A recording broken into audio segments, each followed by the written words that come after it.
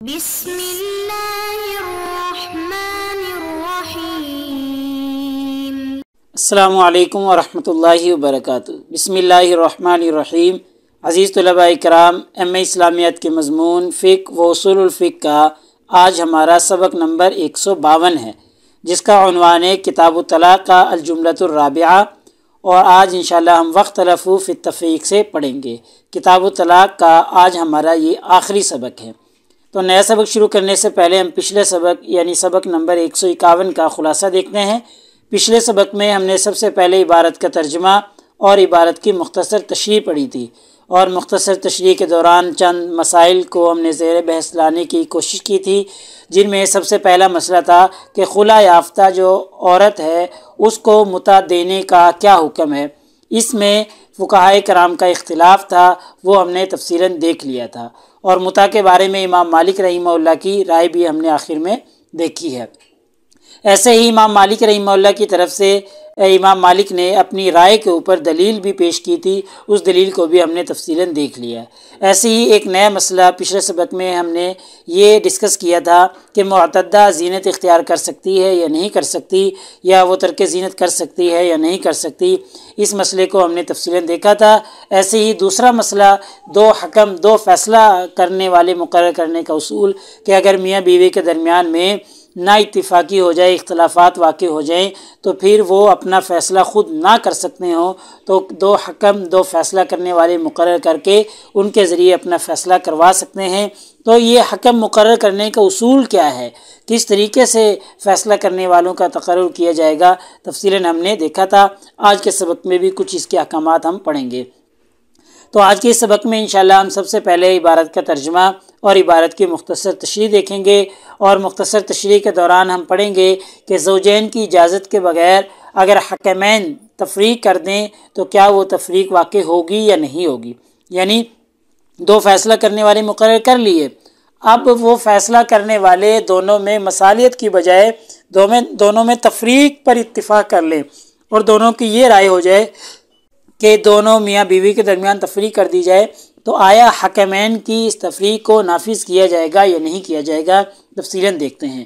ایسے ہی آج کے سبق میں ہم یہ حکمین کی تفریق کے بارے میں فقہا کا اختلاف ہے، اس اختلاف کی بھی وضاحت کی جائے گی اور اس کے دلائل بھی پیش کیے جائیں گے۔ ایسے ہی حکمین اگر 3 طلاقوں کا فیصلہ کر دیں تو پھر کیا ہوگا۔ یعنی حکمین نے اس بات پر اتفاق کر لیا کہ شوہر کی طرف سے عورت کو 3 طلاقیں ہو جائیں تو حکمین کا فیصلہ نافذ ہوگا یا نہیں ہوگا، تفصیلاً دیکھیں گے۔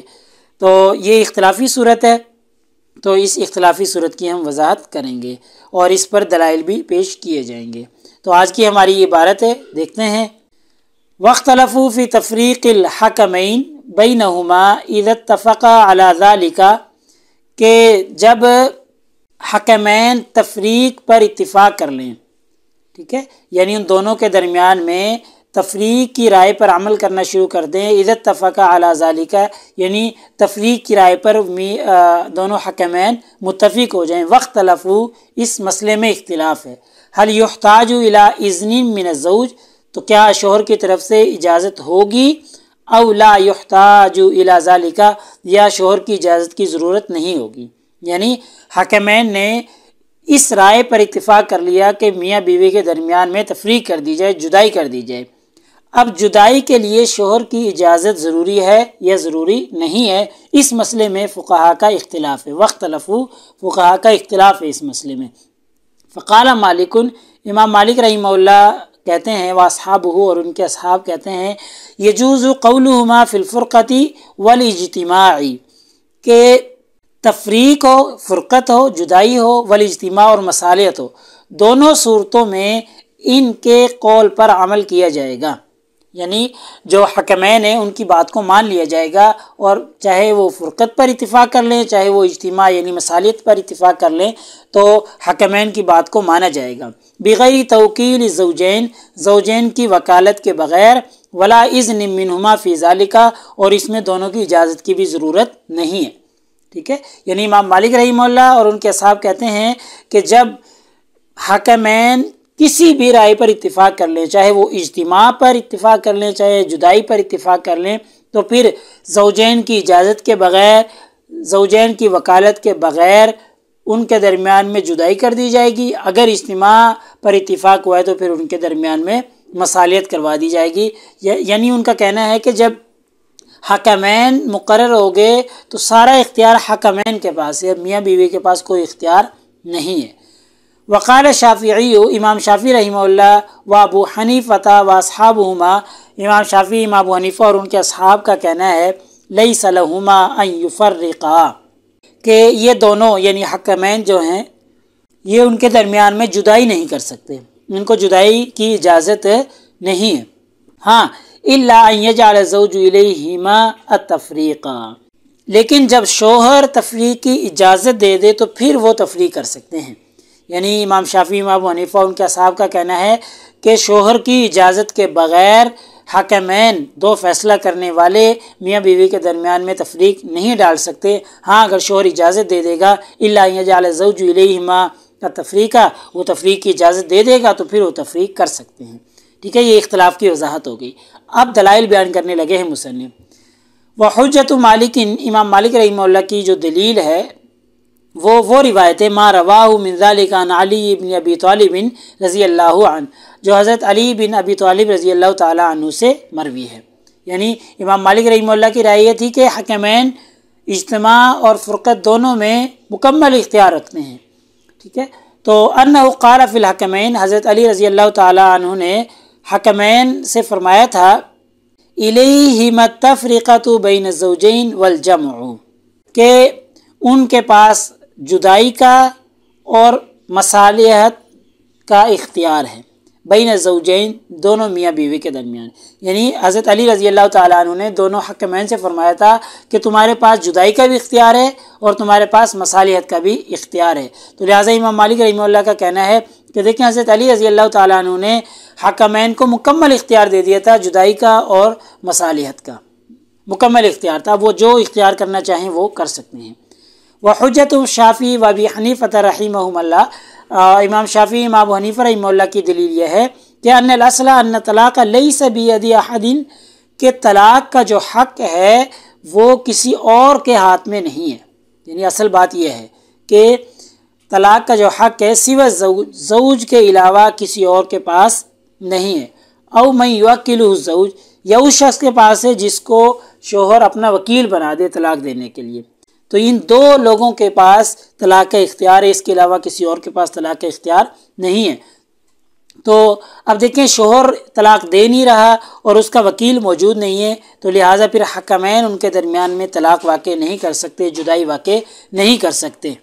ٹھیک ہے، تو یہ امام شافعی اور امام ابو حنیفہ رحمہ اللہ کی دلیل ہو گئی ہے۔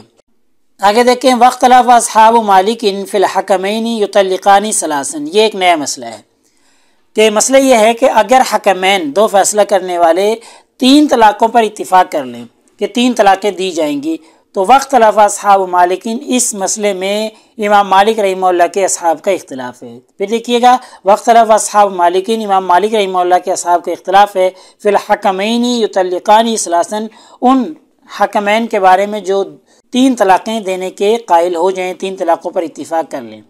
تو امام مالک رحمہ اللہ کے اصحاب میں سے ایک صحابی ہیں، ان کے ساتھی ہیں، فقال ابو القاسم کہتے ہیں تکون واحدتاً، اگر وہ 3 طلاقوں پر اتفاق کر لیں تو 1 طلاق واقع ہوگی۔ وقال اشہب والمغیرۃ، اور اشہب اور مغیرہ جو کہ ان کے اصحاب میں سے ہیں، تکون ثلاثاً، وہ کہتے ہیں کہ 3 طلاقوں پر جب انہوں نے اتفاق کر لیا ہے تو 3 طلاقیں ہوں گی، ان طلقا ثلاثاً، اگر وہ 3 طلاقیں دیں، یعنی اگر وہ حکمین 3 طلاقوں پر متفق ہو گئے ہیں تو پھر 3 ہی واقع ہوں گی۔ والاصل، اصل بات یہ ہے ان طلاق بید الرجل، کہ طلاق جو ہے وہ آدمی کے کنٹرول میں ہے، آدمی کے ہاتھ میں ہے، آدمی شوہر جو ہے وہ طلاقوں کا مالک ہے۔ الا ان یقوم دلیل علی غیر ذلک، ہاں اگر اس کے علاوہ کوئی دلیل آ جائے، کوئی قرینہ آ جائے، جیسے شوہر کسی اور کو وکیل بنا دے، تو پھر وہ اس کے قائم مقام ہو جائے گا، لیکن اصل مالک شوہر ہی ہے، یا شوہر ہی اپنی ملکیت کسی اور کے سپرد کر دے۔ تو اصل بات یہ ہے کہ شوہر کے ہاتھ میں طلاق ہے، تو اس وجہ سے یہ امام مالک رحمہ اللہ کے اصحاب کے درمیان میں اختلاف ہو گیا ہے۔ وقد احتج الشافعی و ابو حنیفہ، اور امام شافعی رحمہ اللہ اور امام ابو حنیفہ رحمہ اللہ نے احتجاج کیا ہے، دلیل پکڑی ہے بما رویہ فی حدیث علی ھذا، یہ جو بھی پیچھے حدیث مبارکہ گزری ہے حضرت علی رضی اللہ تعالیٰ عنہ والی روایت، انہ قال للحکمین، انہوں نے حکمین سے کہا تھا، هل تدریان ما علیکما، تمہیں پتہ ہے کہ تم کیا کرو گے، ان رأیتما ان تجمع جماعتما، اگر تم دیکھو کہ ان کے درمیان میں مصالحت ہو رہی ہے تو جماعتما، تم ان دونوں کے درمیان میں مصالحت کرا دینا، وَإِن رَأَيْتُمَا، اور اگر ان کے درمیان میں تم دیکھو ان تفرقا، کہ جدائی ہو رہی ہے، تو فرقتما، پھر تم ان کے درمیان میں جدائی کر دو۔ فقالت المرأۃ، تو عورت نے کہا، رضیت بالکتاب اللہ، کہ میں اللہ تعالیٰ کی کتاب کے مطابق جو فیصلے کیے جائے اس پہ راضی ہوں، وَبِمَا فِيهِ لِي وَعَلِيَّ، چاہے وہ فیصلہ میرے خلاف ہو یا میرے حق میں ہو۔ یعنی کتاب، عورت نے کہہ دیا جب حضرت علی نے یہ کہا نا حکمین سے کہ اگر تم دیکھو اور اتفاق کر لو کہ جی ان کے درمیان میں جدائی ہوگی تو جدائی کروا دینا، مصالحت ہو تو مصالحت کروا دینا۔ تو عورت نے جب یہ بات سنی تو عورت نے کہا کہ اگر کتاب اللہ کے مطابق فیصلہ کیا جائے گا تو میں اس پر راضی ہوں، چاہے وہ فیصلہ میرے حق میں ہو چاہے میرے خلاف ہو۔ فقال الرجل، شوہر نے کہا، اما الفرقۃ فلا، اگر جدائی کرو گے تو اس کی میں اجازت نہیں دیتا۔ تو فقال علی، حضرت علی رضی اللہ تعالیٰ عنہ نے جب شوہر کی یہ بات سنی کہ بھئی فرقت کرواؤ گے، جدائی کرواؤ گے تو میں اس کی اجازت نہیں دیتا، تو حضرت علی رضی اللہ تعالیٰ عنہ نے فرمایا، لا واللہ لا تنقلب حتی تقر، اللہ کی قسم تمہارے قدم یہاں سے اس وقت تک نہیں ہلیں گے یہاں تک کہ تم اقرار کر لو، بمثل ما اقرت به المرأۃ، ایسے ہی اقرار جیسا کہ عورت نے اقرار کیا ہے۔ یعنی عورت نے اپنا سارا اختیار ان کو دے دیا ہے کہ اب وہ میرے حق میں فیصلہ کریں، میرے خلاف کریں، ان کے پاس اختیار ہے۔ تو حضرت علی نے کہا کہ جب تک تم یہ اقرار عورت کی طرح نہیں کر لو گے تو پھر تم اپنی یہاں سے قدم بھی نہیں ہلا سکتے۔ قال، تو یہ کہتے ہیں فاعتبر فی ذلک اذنہ، تو دیکھیں حضرت علی رضی اللہ تعالیٰ عنہ نے یہاں پر مرد کی اجازت کا اعتبار کیا ہے کہ اس سے اجازت لی ہے، بغیر اس کی اجازت کے فیصلہ نہیں کیا۔ حضرت علی نے یہ نہیں کہا یہ اجازت دیتا ہے تو دے، نہیں دیتا ہے تو کوئی بات نہیں، تم اپنا فیصلہ کرو۔ حضرت علی رضی اللہ تعالیٰ عنہ نے اس کی اجازت کا اعتبار کیا ہے، ٹھیک ہے۔ تو جب اعتبار کیا ہے تو یہ احناف کی اور شوافی کی جو بات ہے کہ وہ حکمین طلاق نہیں دے سکتے، حکمین ان کے درمیان میں جدائی نہیں کر سکتے جب تک کہ شوہر کی طرف سے اجازت نہ ہو، حضرت علی رضی اللہ تعالیٰ عنہ کی روایت سے یہ بات ثابت ہو گئی ہے۔ ومالک، امام مالک رحمہ اللہ یشبہ الحکمین بسلطان، کہ حکمین کو سلطان کے ساتھ تشبیہ دیتے ہیں کہ جیسے سلطان جو ہے، بادشاہ جو ہے کا ان کے درمیان میں جدائی کر سکتا ہے، تو ایسے ہی امام مالک کہتے ہیں حکمین بھی ان کے درمیان میں جدائی کر سکتے ہیں۔ والسلطان یطلق بالضرر، اور سلطان جو ہے ضرر کی صورت میں ان کے درمیان میں جدائی کر سکتا ہے، اذا تبین، جب کہ وہ ضرر واضح ہو، معاملہ واضح ہو، پتہ چل جائے کہ ہاں بھئی ان کے درمیان میں اگر زوجیت کے تعلقات رہیں گے، نقصان ہوگا، تو پھر سلطان زبردستی ان کے درمیان میں جدائی کروا سکتا ہے۔ تو امام مالک رحمہ اللہ کہتے ہیں حکمین بھی ایسے ہی ہیں، حکمین بھی سلطان کی طرح ہیں۔ لہٰذا ہمارے آج کے سبق کا خلاصہ یہ نکلا کہ آج کے اس سبق میں ہم نے سب سے پہلے عبارت کا ترجمہ اور عبارت کی مختصر تشریح پڑھی ہے، اور مختصر تشریح کے دوران ہم نے زوجین کی اجازت کے بغیر حکمین تفریق کر سکتے ہیں یا نہیں کر سکتے، اس میں فقہاء کرام کا اختلاف تھا، اختلاف کی ہم نے وضاحت کی ہے، اور ساتھ میں ہم نے ان کے دلائل بھی پیش کیے ہیں۔ ایسے ہی ایک اور مسئلہ کہ حکمین 3 طلاقوں کا فیصلہ کر سکتے ہیں یا نہیں کر سکتے، تو اس میں امام مالک رحمہ اللہ کے اصحاب کا آپس میں اختلاف تھا، وہ اختلافی صورت ہم نے بیان کر دی ہے۔ اور ایسے ہی پھر اختلافی صورت کے بعد ہم نے احناف کے، شوافی کے اور مالکیہ کے دلائل بھی بیان کیے ہیں تاکہ مسئلے کی مکمل وضاحت ہو جائے اور ہمارا سوال اچھے طریقے سے پورا ہو جائے۔ پیپر میں پوچھے جانے والے سوالات سے متعلق اگر گفتگو کریں تو وہی سوال کہ جی مذکورہ عبارت کا ترجمہ اور تشریح کریں۔ ایسی ایک اہم سوال آج کے ہمارے اس سبق سے کہ حکمین کے اختیارات کو فقہا کے اقوال کی روشنی میں تفصیلاً بیان کریں، تو یہ حکمین کے اختیارات کچھ ہم نے چند پچھلے سبق میں پڑھے تھے، اور آج ہمارے حکمین کے جو اختیارات تھے وہ آج کے سبق میں مکمل ہو گئے ہیں۔